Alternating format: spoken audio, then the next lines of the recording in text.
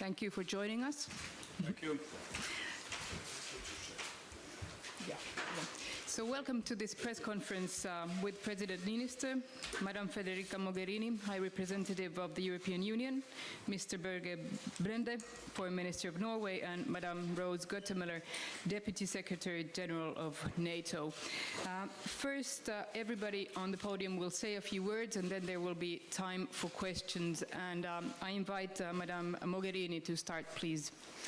Thank you very much. It's really a pleasure for me to be back in Finland on the invitation of Mr. President. It's always a pleasure to, first of all, engage in conversations with him personally and to work with the Finnish government on what will be the main topic of our conversations this afternoon here, which is the very strong, important work we are doing to strengthen the European Union security and defense pillar, a work that is moving fast, concretely, with so many decisions that are taking shape in these days, and that I will not probably anticipate too much because I understand our conversation this afternoon will be public, so I will leave it for later. But just to say that it is excellent for me to be here and having the possibility to discuss also the way forward with Mr. President.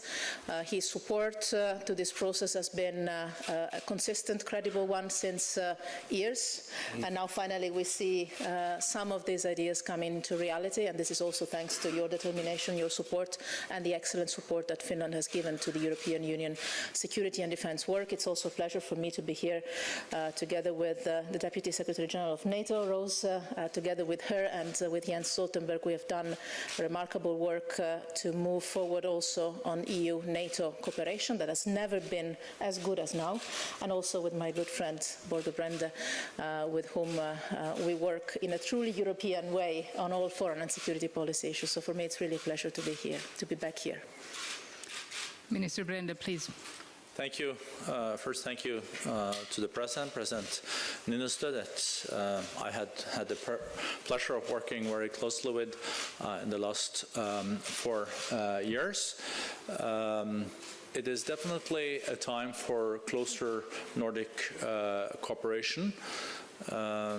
We would like both to deepen and broaden the Nordic cooperation in many ways, and I think now with the Finnish chairmanship of the Arctic Council, Finland will also have a very important role in carving out a continued peaceful path for the Arctic. We fortunately have not seen any real negative developments in the Arctic, where the law of the sea and also international law has been the basis of this cooperation.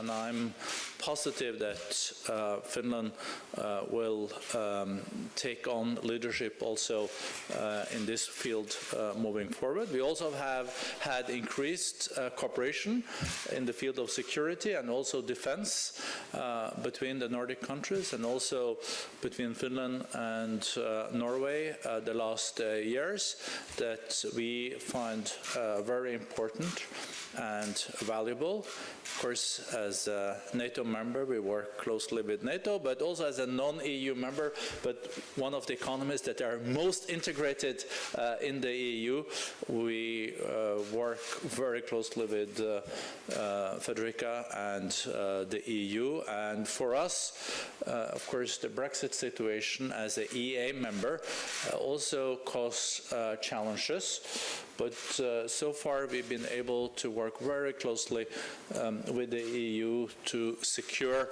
that unique partnership. Madam Gottemøller. Thank you very much. Mr. President, I wanted to thank you, first of all, for the honor of the invitation to be here today, and to thank you for the influence you obviously have on the Almighty for this gorgeous weather today. It's really quite impressive, I must say, but it's a pleasure to be here with my colleague Federica Mogherini, as well as with Minister Brende, because we have here, I would say, 3 great partners of NATO. The first, Norway, as an ally, working working very closely with us day in, day out in Brussels. The second, the EU, and the very close work we're doing on defense cooperation with the EU now, and pulling together increasingly toward more and more pragmatic cooperation in a number of different directions. We'll be talking about that more in the coming days as NATO approaches its defense ministerial at the end of June and the foreign ministerial for the EU in the meantime. So we will have more to say about the EU-NATO cooperation going forward. But the last point I wanted to make is regarding our close partnership with Finland. We find it very mutually beneficial, I hope, from Helsinki's perspective as well as from the NATO headquarters in Brussels. But we do look for ways in which we can increasingly cooperate together to ensure defense and security for this entire neighborhood. So we look forward to further opportunities in that regard, and very much appreciate again the opportunity today to discuss the various aspects of cooperation that are represented here in the alliance context, the NATO alliance context, in the EU-NATO context, and in the context of our very close partner, Finland. So again, Mr. President, thank you for this invitation. So the thanks are for me to say, because it's very valuable and we do appreciate a lot of having you all here. I'm sure that we will later on today hear a very, very interesting afternoon dealing with security, defense, which are very, very important issues in the modern world. We talked a lot about cooperation in our thinking.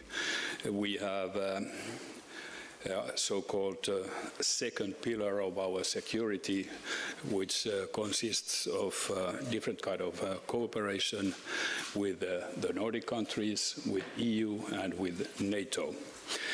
To the latest one, NATO, I heard Minister Brende saying that they are most integrated country in EU. Well, we Nordics seem to have a similar habit, and I say that we are, and Sweden too, most integrated countries in NATO.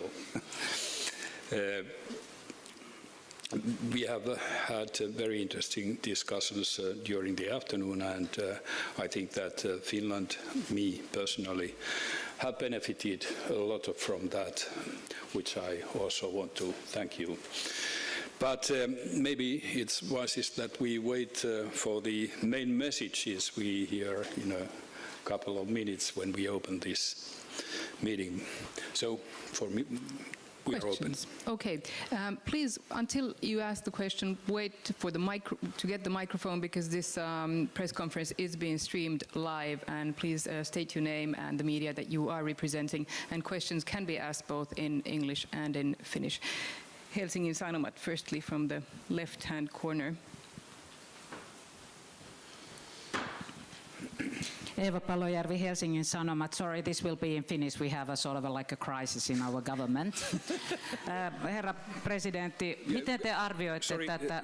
Sorry, could we agree that we will take first the polite questions and then the others? That is that first the questions dealing with our visitors here, and then more deeper. Wouldn't be polite either. Okay.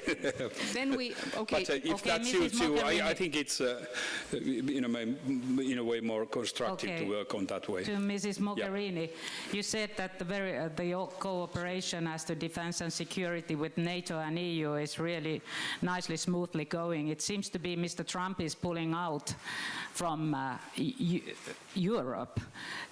Who would defend Finland if Russians would come over the border? Ja sitten tasavallan presidentille, mikä teidän arvionne tästä hallitustilanteesta on?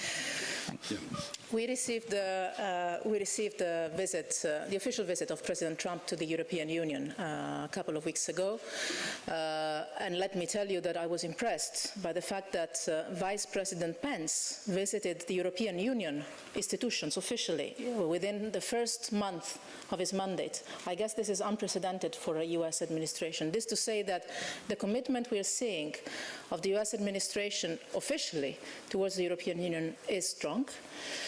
I would not comment on the US commitment to NATO. I would leave it to my friend Rose.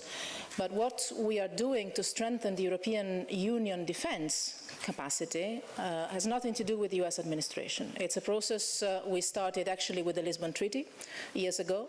It's a process we relaunched last year, exactly 1 year ago, when I presented the global strategy of the European Union that indicated clearly, well before the elections in the United States, also before the results of the referendum in the UK, that the Europeans need the European Union to do more on defense and security because we have the means to do that, our citizens need it, and I will talk about that with the President and my friends in a minute at the conference. We are taking steps in this last couple of weeks that are completely unprecedented and that will make the European Union defense and security credibility and capacity really strong. So I would say, I often repeat, we are doing more on European Union defense in this last year than in the 10 or 15 years before.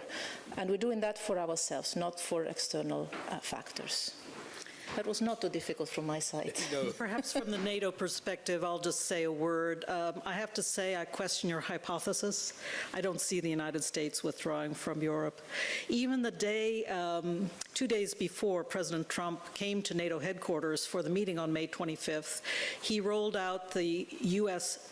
defense budget for fiscal year 2018.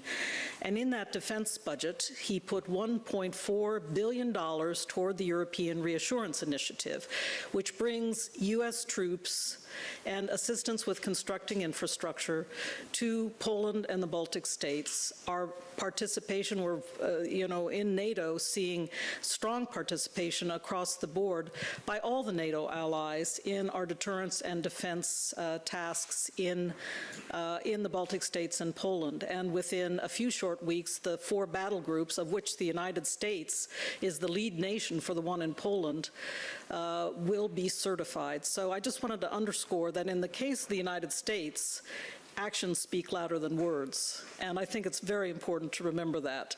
We welcome, by the way, the fact that on Friday President Trump did say those magic words, Article 5, that was good. But again, I want to stress that the commitment was there and was very clearly seen in the way the United States is investing in NATO and in European defense. Mr. Brende, please. Just adding shortly related to Article 5, I think it was important that President Trump also underlined this on Friday, even if Vice President Pence, Secretary Mattis, Secretary Tillerson, and also National Security Advisor McMaster has done so in many times. I think why is this so important? It is so important because the U.S. is more than 50% of the global military capability is with the U.S. So it's a backbone of NATO. But at the same time, I will have to say that we will need to take more responsibility for our own security in Europe moving forward, because in some of the issues that we are faced with now, there is an Atlantic Ocean geographically between the U.S. and Europe. We are facing migration. We are facing ISIL closer to us. We are also, at least Finland and Norway, closer to our neighbor in the east than the US, and there are other issues. So that's why we are also very determined in Norway to reach the 2% of GDP on defense spendings. We're currently a little bit under 1.6, but 30% are investments. And in that concept, related to your question, I think also the Nordic defense and security cooperation is more important when we are now stepping up on the defense side. I will answer your Finnish governmental question later, but just shortly, nobody is attacking Finland. I do not believe that anybody thinks to attack Finland. And why? Because we have strong defense forces of our own. We have a very good cooperation with our partners, and we have good relations to our neighbors. And to end up, we have the international law, we have the international institutions to safeguard peace. That is all the Finnish 4 pillars. Okay, so I think everybody understood that we are first taking questions in English and then in Finnish. So another question in English, please. Lännen Media. Lauri Nurmi from Lännen Media. One question to Madame Koetemoller.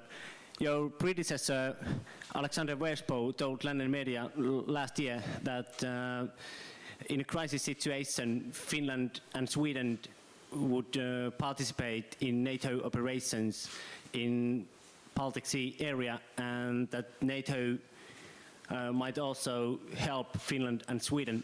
Do you see that that's still possible? And on the other hand, Mr. President Erdogan's administration is still blocking new military exercises between NATO and NATO's partner countries. How serious is that situation? Ja kysymys tasavallan No, the questions, the next questions will be. Okay, and well, if it's the same security defense. And to Sauli Niinistö, the same question about Mr. Erdogan's administration. How serious is the situation between Turkey and NATO's partner countries? Have you done something? Thank you. All right, well, first I want to cite a basic principle which I think is very, very important, and that is that countries should have the right to choose their own security relationships. And we work with Finland steadily as a close partner, and we work on issues such as interoperability, clearly. We train and exercise together. This is all for the good. I don't want to get into talking about hypotheticals. I think it's important to be sure that, as the President said, Finland's defenses are strong, and that is NATO's interest as well. But in terms of, hypothetical situations that can arise, I would say we must be ready for everything and have the capability and have our defenses in order. But then again, in any particular situation, it would be up for Helsinki to decide how it wanted to work with its partners. On the other question, clearly we have seen some differences emerge with regard to partnership relationships. We are doing everything we can to resolve the situation that has arisen because of Turkey's concern with regard to some EU members. I feel that we have got some pragmatic problem solving in train at the present time, and that goes, you mentioned training and exercises, so both on the exercise side of it, but also on the larger partnership cooperation. So the questions are not completely resolved yet because partially they can't be completely resolved by NATO itself. Some of the issues that must be contended with are on a bilateral basis between Ankara and certain capitals. So I think that is very, very important to bear in mind. Not everything is in NATO's power to resolve, but we are looking for ways to pragmatically ensure that cooperation can continue, and we will do everything we can to facilitate also the resolution of the larger problems. First, a comment on what Deputy Secretary General Wersbo said. I think we should be quite careful to reading his interview, separating what he says and what he is interpreted to have said. There's a difference. And to Turkey, yes, the problems which are not actually Finnish-based with Turkey or inside NATO with Turkey and Turkey's position. We have, yes, seen that it has an impact also to Finland and our partnership, and how the partnership is in concrete terms being practiced. It doesn't finally harm anything, but surely in daily life now, just now, it's a hinder. And we have also mentioned that to Turkey many times, actually, in different occasions. Hope that the situation will clear up. Riikka Usukainen, Finnish Broadcasting Company. Euroscepticism is rising, and it's already very high in Europe.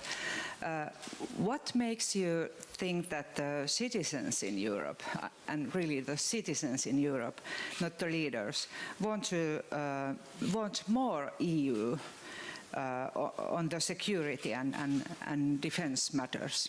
And this is for all. I guess I start Yep. by default. First of all, there is a certain anti-system feeling across Europe, not only in Europe. We see it across the United States, in other parts of the world as well. This is the way in which I read what you called Euroscepticism.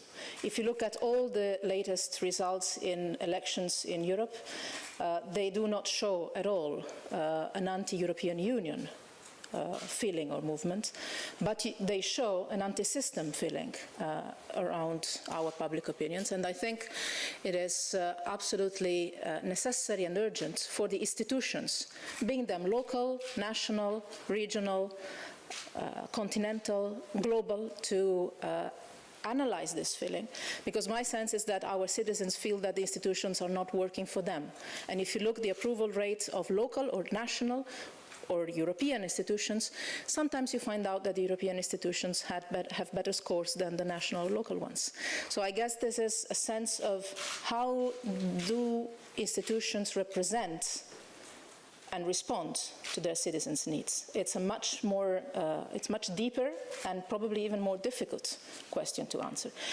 Having said that, if you take the polls all over Europe, in all the European Union, there is one field where it is absolutely uncontroversial that the European citizens want more European integration and cooperation in the field of defense, security and foreign policy across the continent, north, south, east, west, across the political spectrum. European citizens indicate clearly, I think around 80%, but this I would have to check the numbers, that they want more European Union on foreign security policy and defense. Why? Because our citizens understand it very well. In the world of today, size matters. And as a European Union, we have the power, the capacity, the impact to face the security challenges we have in front of us. Being them the regional security challenges and being them the global ones. So it is an immediate, spontaneous demand for the European Union to be more active on the global scene, and this is exactly the reason why we are doing all this work on the European Union defense and security. But if you're interested in that, I can share with you the numbers of the Eurobarometer of the last year. Consistently in all countries, this is the big request. And I think it's not by chance that our friends in the United Kingdom are showing interest in having or building a future partnership exactly on foreign and security issues in a future relationship that we will have to discuss in the future, exactly on these issues, because together we're stronger. Okay. You're the president, so. Yes, and you're not the member yet.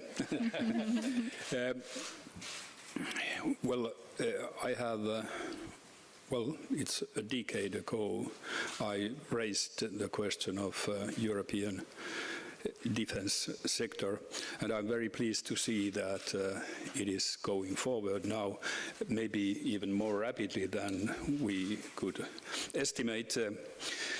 I will pose today, later on, a question which I have posed to many European leaders. That is that what is a union which doesn't guarantee its citizens a secure life? And I guess we are now receiving answers to that question. So on the Euro skepticism that was raised, as you know, Norway is not a EU member, but I think there are few EU members that are so integrated in the European economy as Norway. So if EU doesn't succeed, Norway doesn't succeed either. And so we have this strong belief in the win-win world, also with our Nordic colleagues. There is enough security challenges for all of us out there these days. So what I believe is important that when EU also is taking more responsibility in this field, as mentioned both by the President but also by the High Rep, it is important that these issues are dealt in a coordinated way between NATO and the EU, so we avoid double work. They need to be complementary to each other. And if you look at foreign policy and security policy, that was something before a little bit abstract that some foreign ministers dealt with, but foreign policy has become much more domestic policy. What happens outside our borders happened in Finland and Norway just some weeks after. We've seen this when it comes to violent extremism, ISIL. We have seen it also on migration. We only have seen the tip of the iceberg so far when it comes to the pressure on migration from Maghreb and Sahel, and this has to be dealt with in a coordinated manner. And this is an EU issue, it's not a NATO issue, and the EU has also started to deal with this because it needs Marshall Plan for Africa, but at the same time, of course, if you have a Schengen cooperation that Norway is also a part of, and you have lifted all the internal borders and you have an external border, that border has to work. It's like when the EU has a common currency like the euro, you cannot just have a common monetary policy. We found out, even if we're not a member, that you also need some clarity on the fiscal side. Half pregnant is not possible, not either for euro or for Schengen. You have to be all in it. And it has been interesting for me to also see that, if I'm right, I have seen that trust in the EU has grown following opinion polls, I think at least in Denmark and Sweden and some of the EU countries lately. And I think the election of Macron was very important, because now we have seen in the elections in the Netherlands and also in France that for the first time we're seeing a reaction to the undercurrent of a little bit anti-Europe, also populism, nationalism and protectionism, a toxic cocktail in my view, has now really been handled by the voters. And nothing is better when the voters doesn't want to drink that cocktail. I'll just say a quick word, because Minister Brende has already said what I wanted to say about EU and NATO being a partnership of cooperation and not competition. But one of the things that has struck me about this current period is just that the publics across Europe have had a bit of a crisis of confidence in institutions being able to provide for security and defense. And therefore I agree with Federica Mogherini that these two great institutions, the EU and NATO, need to work together again as they can. They are the representatives in the international arena of the rule of international law. Working together, they can be a powerful force to, again, build public confidence, but we have to build public confidence by really producing results on behalf of security and defense. And I do believe that working together in cooperation rather than in any continuing duplication, which has been a problem across the years inside the EU. We discussed this just the other day in Prague, the necessity of moving forward with better ways of figuring out what technologies, military technologies to acquire and that type of thing. But dealing with duplication, building up more positive ways of cooperating together that we can indeed deliver security and defense on behalf of the publics, and that will be a big confidence raiser across those populations who have been concerned in this matter. Tapio Nurminen, MTV. Germany, correspondent in Germany for MTV News, Tapio Nurminen is my name. This is for Ms. Mogherini and Mr. Niinistö. I'm picking up the half-pregnant thesis from Foreign Minister. When you are building the European defense and foreign policy together so wonderfully, it is a fact that there is a two-class society. There are countries that are NATO in the NATO, and there are non-NATO countries. If there is a real military conflict somewhere in the European Union or somewhere else, it is a fact that these non-NATO countries have less defense and less security as the NATO countries. How are we going to solve this two-class society in the European Union? It is not for the European Union to define the defense policy or doctrine, and in some cases even constitutional provisions of member states. This is clearly spelled in the treaties. It is a national sovereign choice. We're talking so much about sovereignty.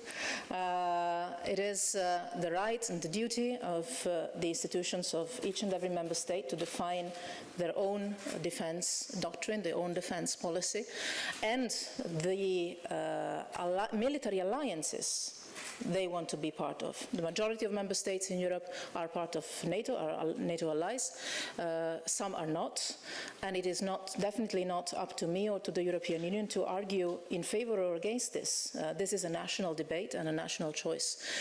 What I can say and what I can do and what we are doing together is to say, whatever you are, NATO ally or not NATO ally, there is a European way, a European Union way, to strengthen your capabilities in security and defense. This is what the European Union can do, and we'll discuss this in a moment with the President and the other friends. And this is through supporting, through the EU resources, for instance, the development of capabilities. This is about having a joint European Union presence in some of the crisis areas, as we are already doing. The European Union has 15 military and civilian operations around the world, tackling with some of the crises and conflicts that seem far away, like in the Sahel or off the Horn of Africa or in the Mediterranean, but then that have direct impact on our own security, maybe a couple of weeks or months afterwards. So I cannot define what is the security and defense umbrella that every single member state defines for itself. This has to do with geography, history, and politics. But what we can do is to offer the European Union support to the national member states' security and defense capacity, and this is finally what we are doing. First,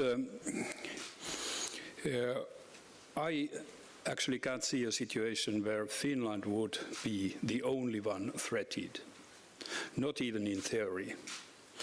But if we go to theory that there would be a crisis, a war-like crisis, the Finnish answer is that we have a high threshold for anybody to come without invitation. And that is why we are developing our defense forces. And on the other hand, that means having a strong army of its own, that we are a very, would I say, lucrative partner or ally, if you want to use that word.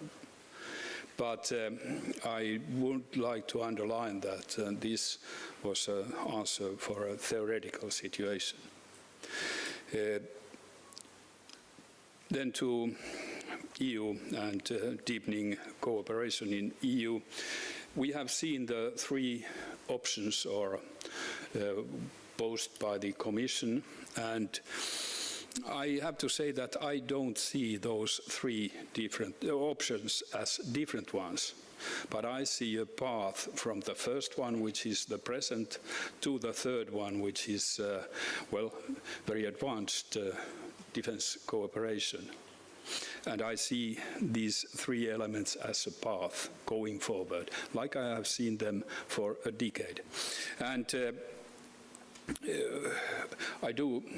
we discussed a lot about concrete steps, and that is important. We should not say that we are, trying to get a star from the heaven, no, but we do everyday work going forward step by step in European common defense. Maybe one last question in English. Dan Ekholm, Finnish Broadcasting Company. Dan Ekholm, Finnish Broadcasting Company. I would have a question for the Norwegian Foreign Minister. Finland and Norway both have a right-wing populist party in the government. What are your experience of this? You come from the Conservative Party. What is your experience of this, and how often do you reach the limit when it doesn't work?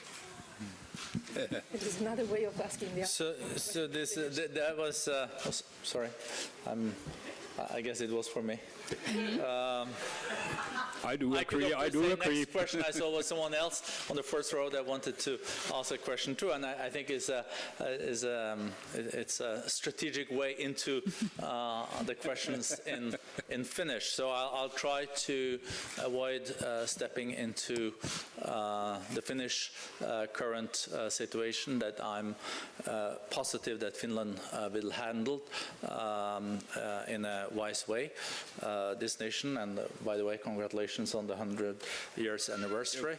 The Finnish sisu is unbeatable, so I have full trust in Finland being able to handle both this and other difficult issues that we collaborate very well with. We had challenges also with migration, our borders from the east, both of our countries. We worked together on this, and we overcame this in collaboration. When it comes to Fremskrittspartiet in Norway, we have now governed together for 4 years. Norway saw a fall in the oil price that is the largest one in 30 years. That led to a loss of 50,000 jobs in the oil and gas sector. We have been able to create 60,000 new jobs in the private sector in other areas. Growth is back in the Norwegian economy, and unemployment is dramatically on its way down. So, in collaboration with our coalition partner, we've been able to have responsible fiscal and monetary policy. We also continued to be a responsible stakeholder both in Europe and in the world. 1% of our GDP goes to ODA. And we are also stepping up what we're using on defense, as I mentioned. And we have also been able to manage this migration and asylum crisis, I think, in a good and responsible way. We even volunteered to take our part of the redistribution of migrants that was decided by the EU. This is nothing that we have to do. I think there are more challenges with some other European Visegrad countries than with Norway that do this on a voluntary basis based on this coalition. So overall, it is now up to the Norwegian voters, as you know, 11th of September, to decide on a continuation of this coalition or an alternative. And of course, I'm not objective on this, but I think we, in this coalition, has good political results, and results that a conservative Kokoomus party like Høyre can stand up for, and based on the liberal world order, human rights, international law, and all the values that we hold dear, because there we don't compromise. Thank you. That was the end to the international questions. So actually, I'm going to thank you and let you go, because very soon you will be coming back here. Treat him well. We need him for the conference. And we will see you later. Ja nyt käännämme siis kielen suomeksi, ja ensimmäinen kysymyshän oli Eeva Palojärvi.